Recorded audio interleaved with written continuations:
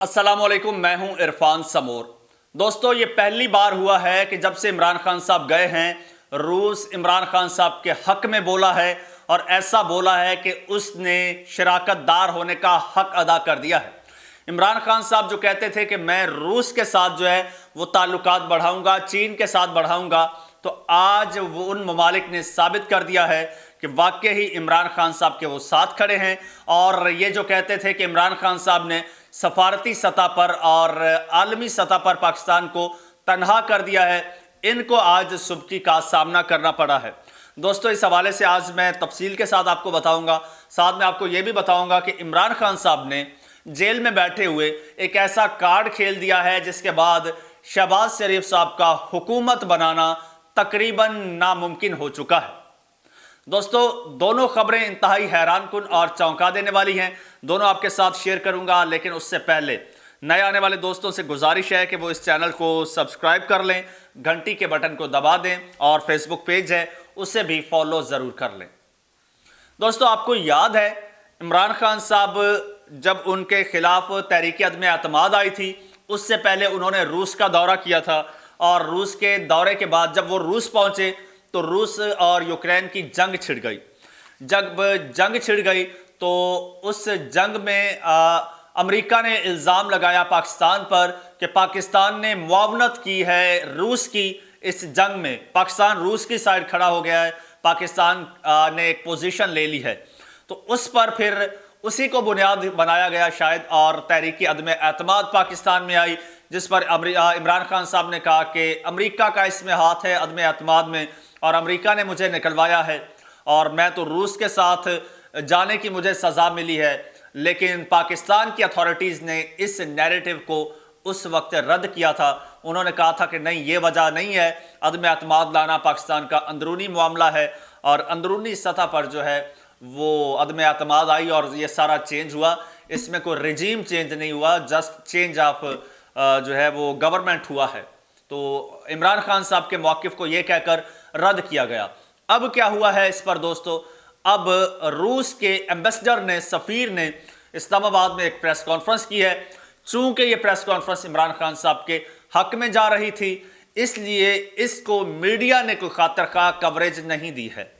लेकिन वहाँ पर जो मौजूद साफ़ी थे, जो आज़ाद साफ़ी थे, जो इंडिपेंडेंट साफ़ी थे, उन्होंने इसको कवर किया है और उनके ज़रिए हम तक जो खबरें पहुँची हैं वो खबरें ये हैं कि दो तीन चीज़ें हुई हैं, और तीनों चीज़ें जो हैं, एक तो पाकिस्तान की जो फॉरेन पॉलिसी है, आज़ाद फॉरेन पॉलिसी इमरान खान साहब के स्टैंड लेने के बाद उसको वाज़े करती है, और दूसरा इमरान खान साहब के मौक़िफ़ को बड़ा वाज़े करती है। एक तो ये कि ये इल्ज़ाम था पाकिस्तान पर कि पाकिस्तान ने यूक्रेन को जो है वो कोई हथियार वगैरह सप्लाई किए हैं, यूक्रेन की मदद की है इस जंग में, और शायद रूस और पाकिस्तान के ताल्लुकात ख़राब करने के लिए एक नैरेटिव दिया जा रहा था। खैर, इस पर एक तहकीक हुई है। तहकीक के बाद ये साबित हुआ है कि पाकिस्तान का इसमें कोई हाथ नहीं था, पाकिस्तान मुकम्मल न्यूट्रल रहा है। इस पर रूस ने पाकिस्तान का शुक्रिया अदा किया है। उसके अलावा जनाब, यूक्रेन के ख़िलाफ़ वोटिंग हुई है यूएनओ में वोटिंग हुई है रूस यूक्रेन के हक में और रूस के ख़िलाफ़ कोई, तो उसमें पाकिस्तान न्यूट्रल रहा है।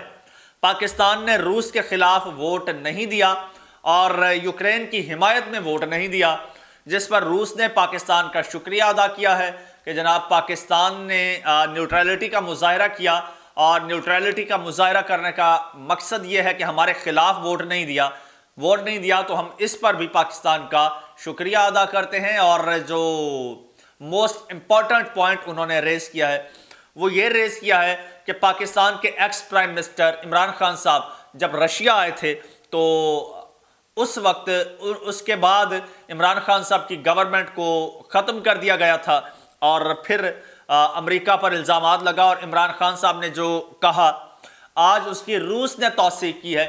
रूस ने कहा जी बिल्कुल ऐसा ही हुआ, पाकिस्तान में जो रजीम चेंज हुआ अमेरिका ने किया, जो रजीम चेंज हुआ इमरान खान साहब रशिया आए, इस वजह से रजीम चेंज हुआ है। तो ये आज रूस ने इमरान खान साहब के मौक़िफ़ की तायीद कर दी है, اور بتا دیا ہے کہ عمران خان آپ کا لیڈر، آپ کا سابق وزیر اعظم بالکل سچا تھا، وہ جو بات کہہ رہا تھا وہ ایک ایک لفظ منو ان سچ تھا، اس کی آج روس نے توثیق کر دی ہے۔ اور روس جو ہے وہ عمران خان صاحب کو بڑا پسند بھی کرتا ہے، کیونکہ جو موجودہ رجیم آنا چاہ رہا ہے یہ تو جو سیٹ اپ ہے یہ تو ٹوٹلی امریکہ نواز سیٹ اپ ہے۔ امریکہ کو جو ہے وہ کہتا ہے نہیں، ہم امریکہ کو ایبسولوٹلی یس کہیں گے، ایبسولوٹلی ناٹ نہیں کر سکتے، بیگر کانٹ بی چوزرز۔ اور یہ کہتے ہیں جی امریکہ کے پاس تو ہمارے وینٹیلیٹرز ہیں، تو امریکہ کو تو ہم ایبسولوٹلی ناٹ نہیں کہہ سکتے۔ امریکہ کو بائی پاس کر کے، امریکہ کی من مرضی منشا کے بغیر ہم تو روس کے ساتھ تعلقات نہیں بڑھا سکتے۔ اس لیے روس چاہتا ہے کہ عمران خان صاحب کی حکومت آئے، اور عمران خان صاحب کی حکومت اس خطے کے حق میں بہت بہتر ہے۔ چائنا کے ساتھ تعلقات ہو گئے، رشیا کے ساتھ ہو گئے، ان ممالک کے ساتھ تعلقات میں عمران خان صاحب کی حکومت کو وہ بیسٹ آپشن سمجھتے ہیں، کیونکہ اس کے علاوہ جو ابھی حکومت آنے جا رہی ہے یا آنے کی کوشش کر رہی ہے وہ تو ٹوٹلی امریکہ کی لابی میں جا رہی ہے، ابھی سے امریکہ کو مائی باپ بنائے بیٹھی ہے، تو آگے چل کے کیا کرے گی؟ یعنی روس سے پھر تو بالکل ہی تعلقات ختم ہو جائیں گے۔ تو یہ روس کے سفیر نے ایک پریس کانفرنس کی ہے، جسے آپ کے پاکستان کے میڈیا نے، کنٹرولڈ میڈیا نے مکمل طور پر نظر انداز کیا ہے اور اس کو کوریج نہیں دی۔ اچھا، اس کے علاوہ جی اب شہباز شریف صاحب حکومت بنانے جا رہے تھے، اور پھر ابھی پاکستان میں نے کوئی 1 ارب 10 کروڑ روپے کی ایک قسط لینی ہے آئی ایم ایف سے۔ آئی ایم ایف پہلے قرضہ نہیں دے رہا تھا پاکستان کو، اور پھر اس نے کہا کہ بھائی آپ کے جو پولیٹیکل سٹیک ہولڈرز ہیں ان سے ہم مشاورت کریں گے، اگر وہ یقین دہانی کرواتے ہیں تو پھر ہم آپ کو قرضہ دیں گے۔ اس میں نون لیگ سے ملے، پیپلز پارٹی سے، اور پی ٹی آئی سے بھی آئی ایم ایف کا وفد ملا۔ تو پی ٹی آئی کے جو چیئرمین تھے عمران خان صاحب، ان سے زمان پارک میں ایک وفد ملا، تو اس نے کہا کہ جی یقین دہانی کراؤ کہ آپ کے ملک میں اسٹیبلٹی ہوگی اور پولیٹیکل پارٹیز اسٹیبلٹی لائیں گی۔ تو عمران خان صاحب نے کہا جی میری بھی ایک شرط ہے۔ انہوں نے کہا کہ جی میری یہ شرط ہے کہ آپ اگر یقین دہانی چاہتے ہو تو میری شرط یہ ہے کہ پاکستان میں free and fair and on time elections ہوں، اور ٹرانسفر آف پاور جو ہے وہ ہو فری اینڈ فیئر طریقے سے۔ یہ یقین دہانی مجھے کروائی جائے، میں آپ کو یقین دہانی کروا دیتا ہوں۔ تو عمران خان صاحب کو یہ یقین دہانی کروائی گئی تھی، اسی لیے آئی ایم ایف کو عمران خان نے یقین دہانی کروائی تھی۔ پھر جب عمران خان صاحب جیل میں تھے، آئی ایم ایف وفد نے تب ان سے ملنا چاہا، تب ملاقات نہیں ہو سکی۔ اب عمران خان صاحب کیا چاہتے ہیں، اور اب جب یہ حکومت بننے جا رہی ہے اور انہوں نے فوراً آئی ایم ایف سے قرض لینا ہے، پیسہ لینا ہے تو حکومت چلے گی، ورنہ تو ان کے پاس حلف برداری کی تقریب کا خرچہ نہیں ہے۔ آئی ایم ایف نے قرضہ دینا ہے تو انہوں نے اگلا قدم بڑھانا ہے، ورنہ یہ حکومت کیسے چلائیں گے؟ خزانے میں تو 1 روپیہ نہیں ہے، اگر 1 روپیہ خزانے میں ہوتا تو پھر ان کی حکومت کون بناتا تھا؟ پھر تو کوئی اور حکومت بن جاتی۔ خیر دوستو، اب جو ہے اب دوبارہ آئی ایم ایف نے 1 ارب اور